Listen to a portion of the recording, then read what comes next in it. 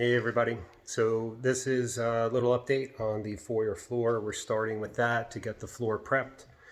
A couple of things as I go, which I'm going to try to remember to do this as I go. They laid the hardy backer with thin set both sides, so they secured it to the floor with thin set, and I don't know if it's recommended, but I know a lot of guys do it.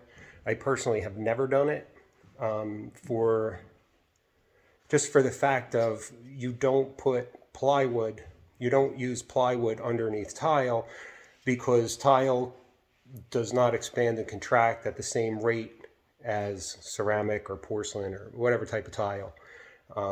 So in my head, it was just no different if you were to put hardy backer cement board down on plywood with thin set. Over time, as the plywood would contract and expand at a different rate than the hardy backer, it would release. If anybody has a different thought on this, I'd love to hear it, but you don't often get to see the results. So I was just going to show you that real quick. So here we go.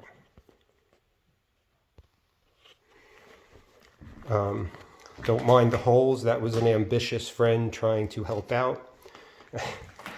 So this here is actually a piece of hardy backer that came out of the corner, and I did scrape some of the thin set out, but you can see the thin set really did not adhere at all to the hardy backer. This is the side the tile was on, and this is the side that came off, the underside that came off of the hardy backer. Also, the note, you'll see they used roofing nails, something else I've never done. I think screws are better because again, you're you're nailing it into a plywood subfloor, and again, as the plywood subfloor expands and contracts, it kind of pushes the nails out. And if you've had an older house with nailed sheetrock, that's why you get nail pops, because the nails work themselves out of the expanding, contracting wood. So, just a couple things with that, you know, maybe this section here was a little dry before they put it down, which I'll get a little bit more into moisture as we get to the tile. You can see where the nails are, that the hardy backer definitely stuck.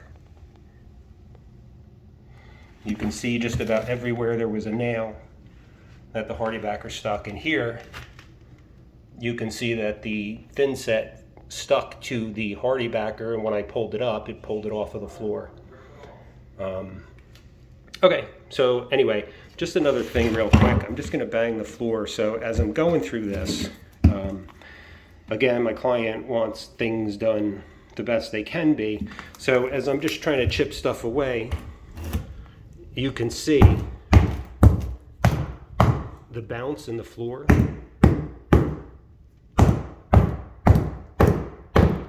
Again, it's not major, but we'll address that. We're probably going to end up coating this with a clean sheet of plywood to make up for all this mess and also repair some of the holes.